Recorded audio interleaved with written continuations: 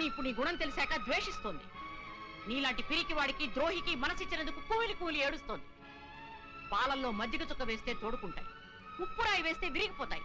నువ్వు కర్పూరంలా కనిపించే ఉప్పురాయవని ఇప్పుడు తెలుసుకుంది. నీతో మాట్లాడడం కాదు కదా, కనీసం నీ మొహం చూడడానికి కూడా దానికి ఇష్టం లేదు. వెళ్ళకనిచ్చి. నో, మీరు చెప్పేదంత అబద్ధం. నా సౌందర్యాన్ని అన్నిటికీ అపార్థం చేసుకోదు. ఒక్కసారి సౌందర్యతో మాట్లాడివ్వండి. సౌందర్య ఆగు! ఏమిటి దౌర్జన్యం? వెళ్ళి బయటికి. సౌందర్య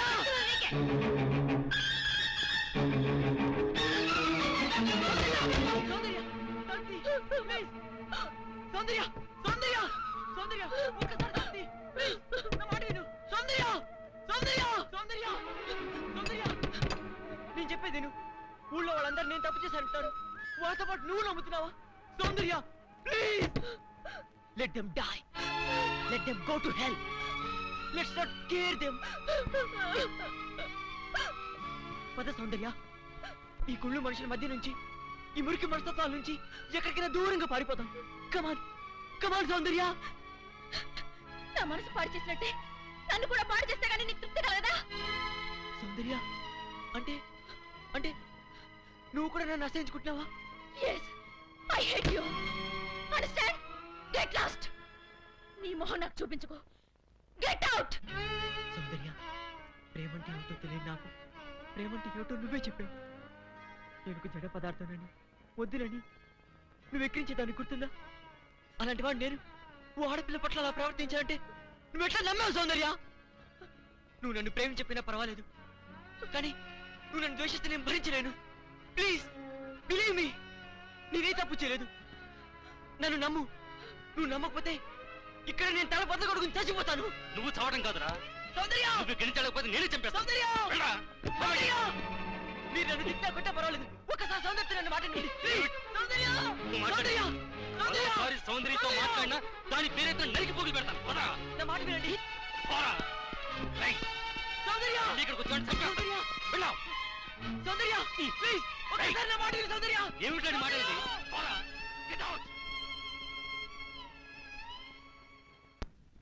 వేరే ఎదురా వేరే ఎదురా నీ మనవుడు వచ్చోసిన ఆంబోతల ఊరి మీద పడుతుంటే అదుపులో పెట్టుకున్న జ్ఞానం ఉండక్కర్లేదా? మరోసారి మా అమ్మాయి జోలికి నీ వాడు వచ్చాడో వాడి శవమే నీకు దక్కేది. జాగ్రత్త.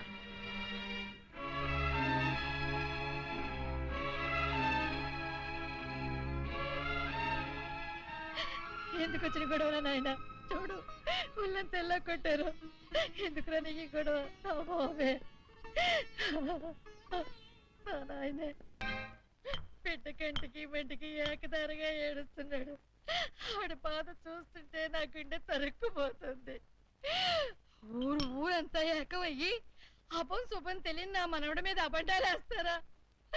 ఈయన కష్టం కాల, ఈయన దినాలు పెట్ట పాపించేదాన్ని. లక్షలు కుమ్మరిస్తామని సంబంధాలు వస్తే లక్ష్మీదేవి లాంటి పిల్ల ఆడికి పెళ్ళంగా రావాలని అన్ని పోతున్నాను. ఆడి కర్మ ఇలా కాలి ఆ టీ కుట్టుదాన్ని చేసుకోవాల్సిన కర్మ పట్టింది.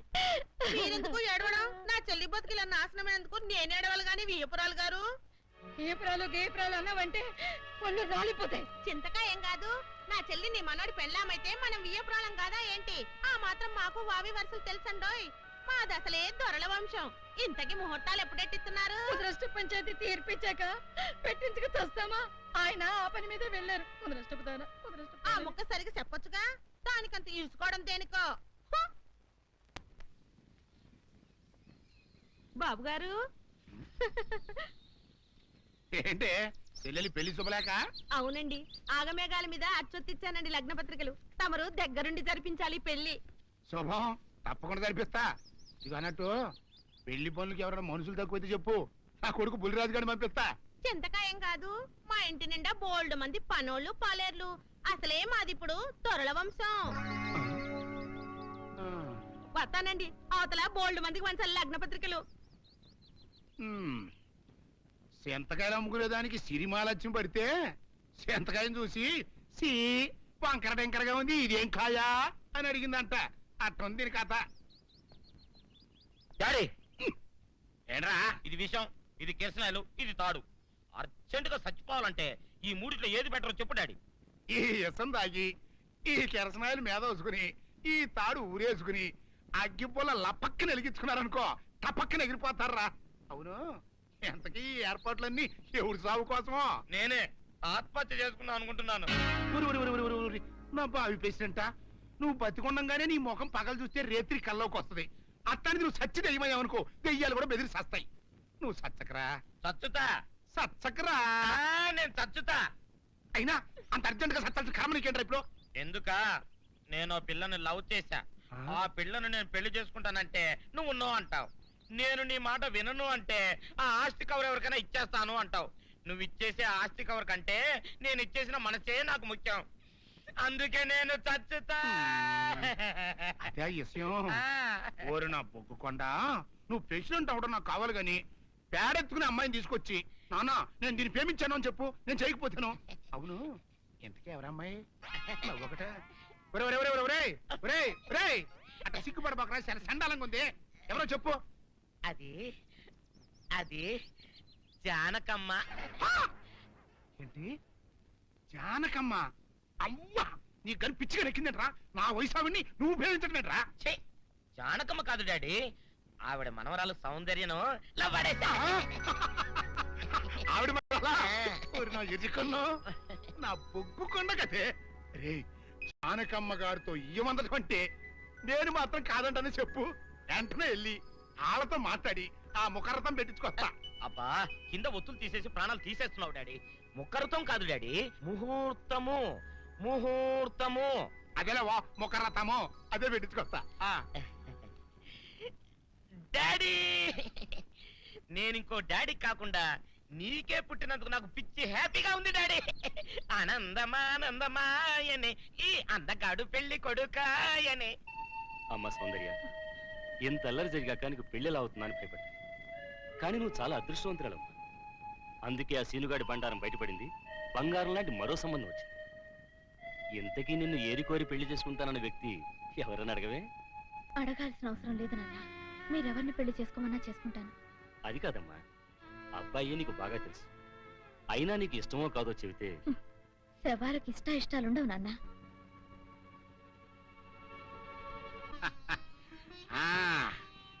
తాతబ్బాయి గారు, ఈ శుభ సమయంలో మీకు విషయం చెప్పాలండి. మా బుల్లిరాజు గారు పుట్టినప్పుడు నా గురించి డాడీ చెప్పు చెప్పు చెప్పు. మా బుల్లిరాజు గారు పుట్టినప్పుడు మా ఆవిడికి పురుడు పోసిన మంత్రసాని ఈయన్ని చూసి పుట్టింది పంది పిల్లేమో అనుకుని అని అడిచి ముడిచిపోయిందండి. డాడీ, ఇప్పుడు ఎవరినెందుకు? ఊరుకోవా, మన జీవితాల్లో గొప్ప ఈ చిత్రాలు జరిగినప్పుడు 10 మందికి చెప్పుకోవాలా. ఇప్పుడు మంత్రసాని మూర్చిపోయింది కదండి, ఇకపోతే మా ఆవిడ ఎట్టండి సేపుల్లే నా కొడుకుని కన్నానని బెంగపడి పురిటి స్థానం అవ్వకముందే చచ్చిపోయిందండి. డాడీ, నేను నీ కడుపున పుట్టపట్ట కదా నాకు ఈ ఫేస్ వచ్చింది. నేను ఇంకొక నాన్నకు పుట్టిన అందంగా నన్ను పుట్టుండేవాడిని. ఇక చూడు, కాకి పిల్ల కాకి ముద్ర, నీ మొహం ఎప్పుడు నాకు ముద్దొత్తనే ఉంటుందిరా కన్నా. ఇకపోతే మా ఆవిడ చచ్చిపోయింది కదండి, ఈయన్ని ఎత్తుకోవడానికి వచ్చిన పని పిల్లలండి ఈయన చూసి దడుచుకుని పరుగో పారిపోయేవారండి. అసలు ఈడికి ఈ జన్మలో పెళ్ళవుద్దా అని నేను ఈ ఆడవని రోజు లేదనుకోండి. అట్లాంటిది మా బుల్లిరాజు గారికి మీ అమ్మాయితో పెళ్లి కుదరటం నిజంగా మా అదృష్టం కదండి. ఎంత మాట, నీలాంటి వారితో వీయమంతరం మా అదృష్టం. చాలవరకండి అంత మాట్లాడతారు. పొంతులు గారు మొకరథం పెట్టేయండి. అయ్యా, ఈనాటికి సరిగ్గా 4వ రోజుకు ఓ మంచి దివ్యమైన ముహూర్తం ఉంది. అయితే అదే కాయ చేసేయండి. ఏం డాడీ? అట్లాగే ఏమండే, మా ఓడికి పెళ్లి ఖాయం అయితే మా నూరు దేవాలయంలో దేవుడికి అభిషేకం చేయిస్తానని మొక్కుకున్నానంటే ఆ అభిషేకం ఇలా జరిపిస్తున్నాను. మీరందరూ పెళ్లి కూతురు తీసుకుని తప్పకుండా రావాలి. అమ్మో జానకమ్మ, నువ్వు కూడా తప్పకుండా రావాలి. ఎంత మాట, తప్పకుండా వస్తాను. అట్లాగేనమ్మా, వస్తామండి. వస్తానండి. మంచిది. నిజమా తాంబూలాలు కూడా పుచ్చుకున్నారు? ఏమిటాను అనేది? నేను ఆ రోజే చెప్పాను, ఇదంతా బుల్లిరాజు బని కుట్ర అని. అంటే అంటే బుల్లిరాజుని పెళ్లి చేసుకుని సౌందర్యం ఒప్పుకుందా? ఒప్పుకుందో, ఒప్పించారు. 4 రోజులు పెళ్లి జరిగిపోతుంది.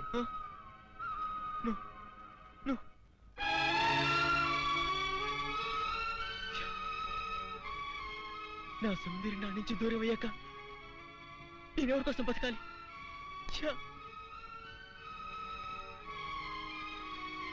సౌందర్యం నీకు దక్కాలంటే నువ్వు వెంటనే అమ్మాయి మళ్ళీ తాళి కట్టాలి.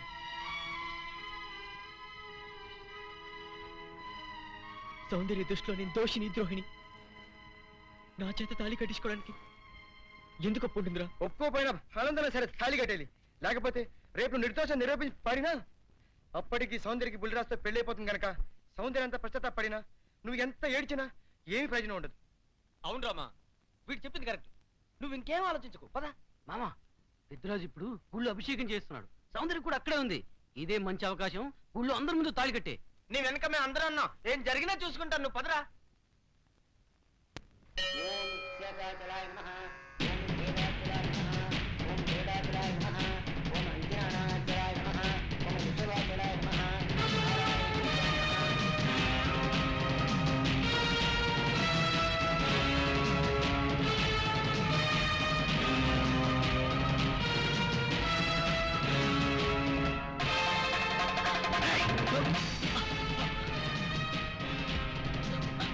ఎంత ధైర్యంగా నీకు?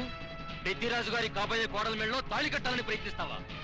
నువ్వు మా ఇంటికి వచ్చిన రోజునే ముక్కలు ముక్కలుగా నరికైపోవటం నేను చేసిన తప్పురా. నీ రక్తం కళ్ళ చూస్తా. నా కూతురు పెళ్లి పళ్ళకి ఎక్కక ముందే నిన్ను పాడి పవిత్రమైన దేవాలయంలో రక్తపాతం జరగడం నాకు ఇష్టం లేదు. వీడిని ఊరి బయట తీసుకెళ్లి ముక్కలు ముక్కలుగా నరిగిపారేయండి. తీసేయండి. దీన్ని చంపొద్దు. ఊళ్ళో పీనుగులేస్తే మధ్యలో నా పెళ్లి ఆగిపోద్ది. సౌందర్యత నా సాగునం అయ్యాక అప్పుడు చంపండి. సౌందర్యం నువ్వు పెళ్లి చేసుకోండి, కుట్రపడి దూరం చేస్తావు. మధ్యలో నేనేం చేస్తాను రా? ఈ చేతుకుతావు సౌందర్యం నాది, నా ప్రాణం. నువ్వు పండిన పన్నాగం వల్ల నా మీద అనుమానం ద్వేషంతో నిన్ను పెళ్లి చేసుకోవడానికి ఒప్పుకుంది, కానీ నీ మీద ప్రేమతో కాదు. సౌందర్యం నీ పెళ్లి చేసుకునే ఆలోచన మానుకో, లేకపోతే నా చేతులు చేస్తావు. పెద్దిరాజు గారు, ఇక్కడ ఇంత ఘోరం జరుగుతుంటే చూస్తూ ఊరుకుంటారేంటండి? ఇవాళ ఇంత పని చేసిన వాడు రేపు పెళ్లిలో ఎంత అఘాయిత్యం చేయడానికైనా వెనకాడ్డు. వీడి ఊళ్ళో ఉంటే నా మనవరాలి పెళ్లి జరగనివ్వడు. అయితే ఓ పని చేస్తానమ్మా, ఈ పెళ్లి జరిగేంత వరకు ఈ కుర్రాన్ని ఈ ఊరి నుంచి పైసేగలుగుతున్నాను. పెళ్లి అయ్యే లోపు ఈ ఊళ్ళో అడుగు పెట్టావా నేనేం చేస్తానో నాకే తెలియదు. రాజు మళ్ళీ చెప్తున్నాను, నా సౌందర్యం మెళ్ళో తాళి కట్టడానికి ప్రయత్నించావు, ఈ చేతులు నరికేస్తాను, నేను ముక్కలు ముక్కలు చేస్తాను. రాజు ఈ ప్రాణం తీస్తాను.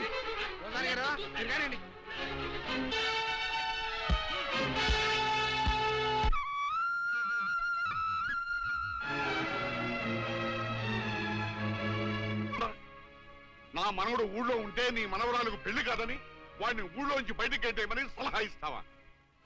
ఆనాడు నా తల్లిదండ్రుల్ని చంపుకోలేక నా ప్రేమను చంపుకొని నిన్ను పెళ్లి చేసుకోలేదు.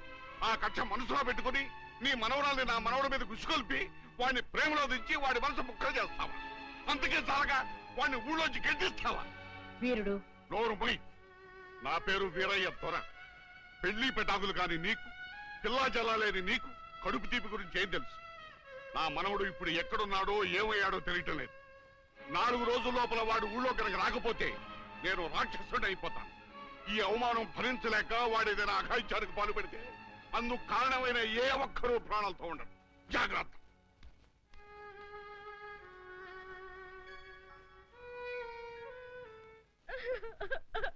అక్క, ఏంటే ఏమైందే?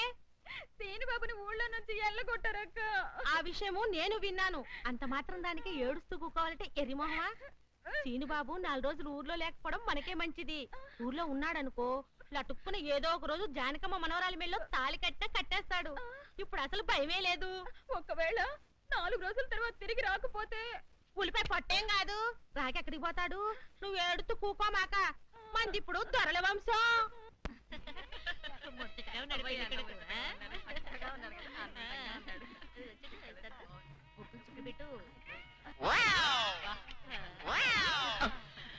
ఇదేమిటి? ముక్క మీద నల్ల చుక్క కదా పెట్టాలి, తెల్ల చుక్క పెట్టారేమిటి? నల్ల బొట్టు పెడితే నీ రంగులో రంగు కలిసిపోద్ది. నువ్వు పొగ్గుకుంటావు కదా, అందుకే నేనే తెల్ల చుక్క పెట్టమన్నా. అందరికి కాఫీ టిఫిన్ అవి అన్నీ లేదు చూడు. అదేమిట్రా, కళ్యాణ మండపం ఇంకా రెడీ కాలేదు? ఇటీ తీసుకోండి.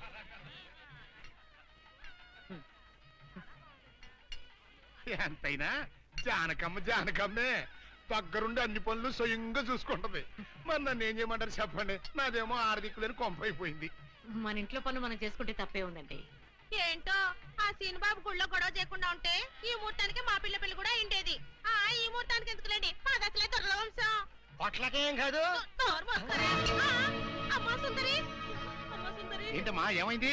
ఏమోనండి, ఉన్నట్టుండి కళ్ళు తిరిగి పడిపోయింది. సుందరి, ఇదిగో డాక్టర్ గారు రండి అమ్మా సుందరి. రండి. పాపం ఉన్నట్టుండి పిల్ల కింద పడిపోయిందండి. ఏడు చూడండి.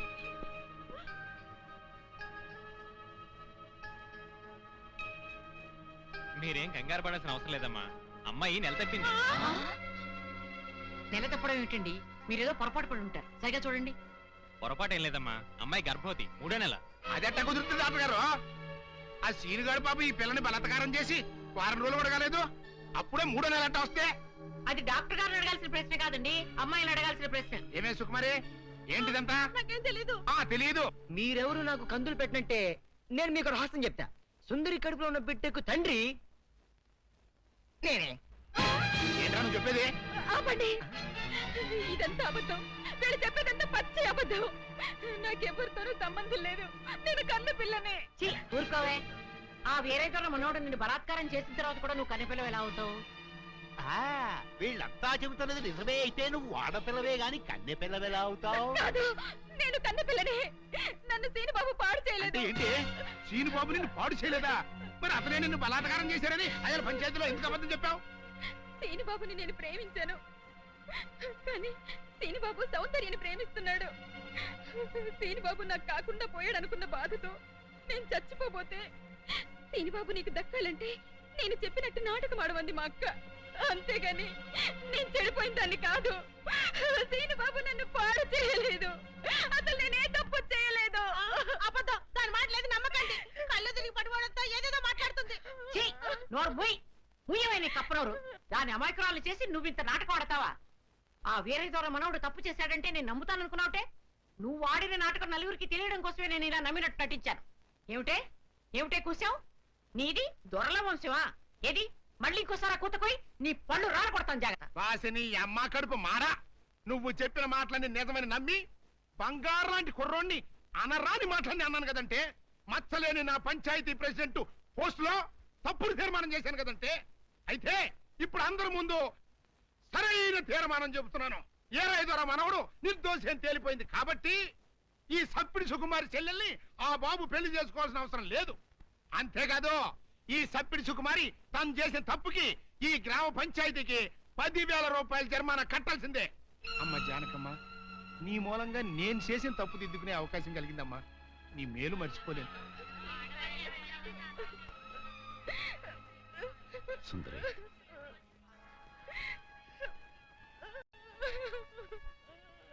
నిజమేంటో అందరికీ తెలిసిపోయింది. ఇంకా ఎందుకు బాధపడతావు? ఊరుకో.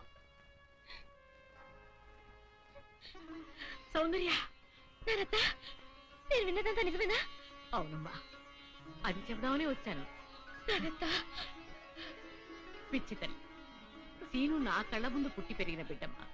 అతను ఎలాంటి వాడో నాకు బాగా తెలుసు. అందుకే నువ్వు సీనుని ప్రేమిస్తున్నావంటే నేనెంతో సంతోషించాను, ప్రోత్సహించాను కూడా. సీను నిర్దోషిని రుజువయ్యే వరకు అతని ఊళ్ళో ఉండకూడదు.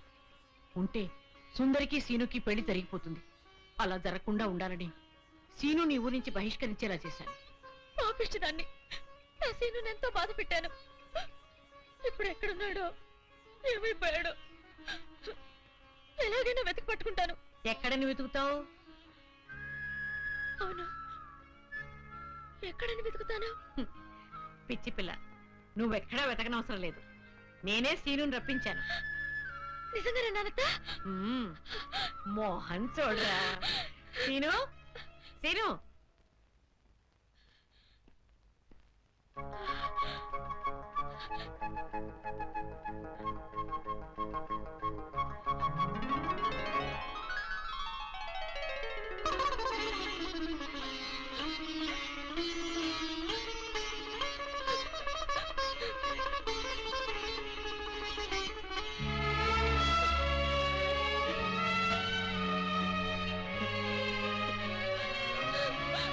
సుందర్య,